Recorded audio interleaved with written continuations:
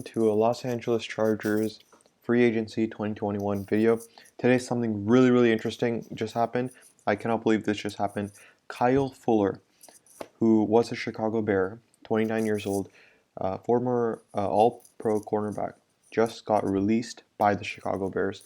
This is big news because that is one of our needs. I've been saying over and over again on all these analysis videos that we have 4 or 5 needs.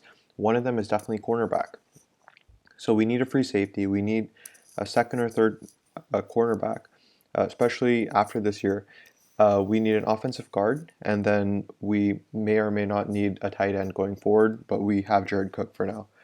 So this fills one of our 3 or 4 needs, and also, sorry, the last one was an edge rusher.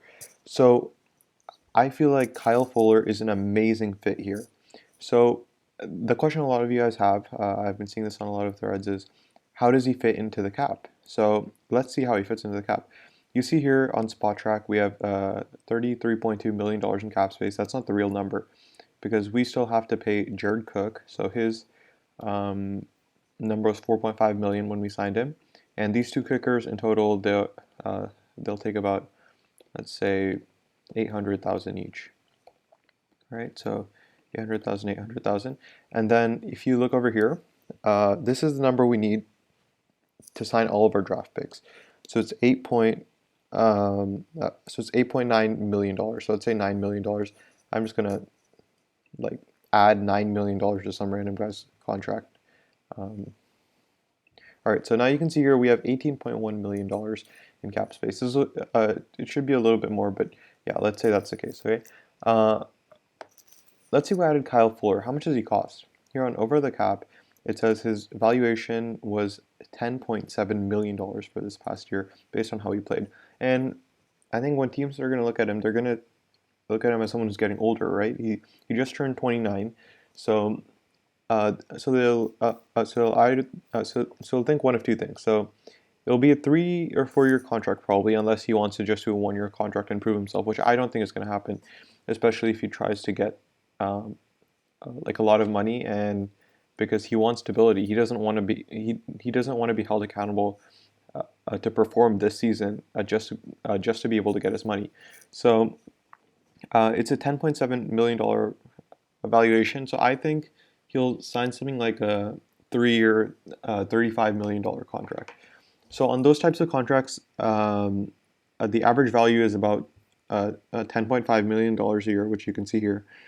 And the first year cap hit on that will, just from experience, it's been about $8 million. So I don't know if he'll be released yet on here. Let's see if he is. Kyle Fuller, there he is. Let's say it's an $8 million cap hit, right? It's definitely doable. One second. There we go. So we have $10 million left for this season. What are our needs? We need one guard, offensive guard. So one guy I really like is Austin Blythe from the Rams. He's average. He's a solid player. He can fill a need. So we have $5 million left, and the one other need we have is a backup quarterback. So let's see who's left at quarterback. We have Alex Smith, right? Let's say Alex Smith signs a small deal, like $3 million or something. We have $2 million left just to take care of other stuff. So he fits under the cap. Now, what doesn't fit is also adding someone like a Dory Jackson or something. But this is how we would make it work, right? So how our starting lineup would look like is that we have so on the offense. I hope you can imagine it with me. So it's Herbert and Eckler, and then Justin Jackson in the backfield. Okay, so those three, and then the wide receiving core is Keenan Allen, Mike Williams, and then one of the three. One of the three youngsters, so it'll be Guyton, KJ Hill, or Tyron Johnson. So one of those three, whoever does the best in training camp. Okay.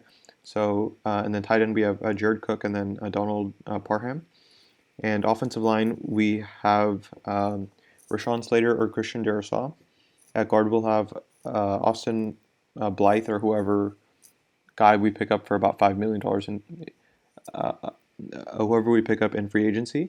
The center we have Corey Linsley. The other guard we have Matt Filer, who we picked up, and the other tackle, the right tackle, we have Brian Bulaga. So that's our offense. Now the defense will be Joey Bosa, and then whoever two defensive tackles we choose. So one of them is Linval Joseph. The other one will probably be a Jerry Tillery type guy. Linebacker core, we have Kenneth Murray, Uchenna Nwosu, Drew Tranquil, and probably a Kaiser White. And then at cornerback, we have Kyle Fuller, who will be the feature cornerback. You can definitely get someone like a Tyreek Hill if we have to face him, or basically anyone else. I mean, he's extremely reliable. He's even better than Michael Davis. So we'd have a Kyle Fuller, Michael Davis, Chris Harris Jr. But Chris Harris Jr.'s contract is expiring at the end of this year, so he will be gone anyway. So if we have Kyle Fuller locked in for 3 or 4 years, he'll solve that problem. And then a lot of people are saying in the draft to get a fourth cornerback, such as Asante Samuel Jr. So I don't have any issue with that. But if we do sign a Kyle Fuller, then we're going to be short in depth at the safety position because then we just have Derwin James and Nasir Adderley. So I would rather get a safety in the draft, such as Hamza Nasir or someone similar to that. So that's how I would play this out. Then we have an amazing roster. I mean, our secondary with Kyle Fuller, Michael Davis, and Derwin James would be insane. And then also Chris Harris Jr. I love that. And then you also have one rookie who's developing either at cornerback or safety. I mean, it doesn't get much better than that. I mean, we still have like $2 million in cap space. So even if we do have to overpay for Kyle Fuller, like $10 million, we can make it work. So I really hope we get him. I really hope Tom Telesco goes after him. You know, there are other needs, but you know, if you really need to do something, you can like restructure, like Austin Eckler's contract. If you restructure that, then you get $2 million more in cap space. And anyway, Kyle Fuller is not going to have a He's not going to have a $10 million cap hit this year. Probably more like eight or 9 million, and you still have $4 million left over. So that's how the money works. It does work out, but you can't get someone like an Adoree Jackson or something. This would basically be the end of our free agency, other than a backups basically. So a backup quarterback, maybe a backup running back to Austin Eckler, and then we would get one other guard for our offense. So that's it. I wanted to keep this one short, and I hope we can get Kyle Fuller. Bolt up.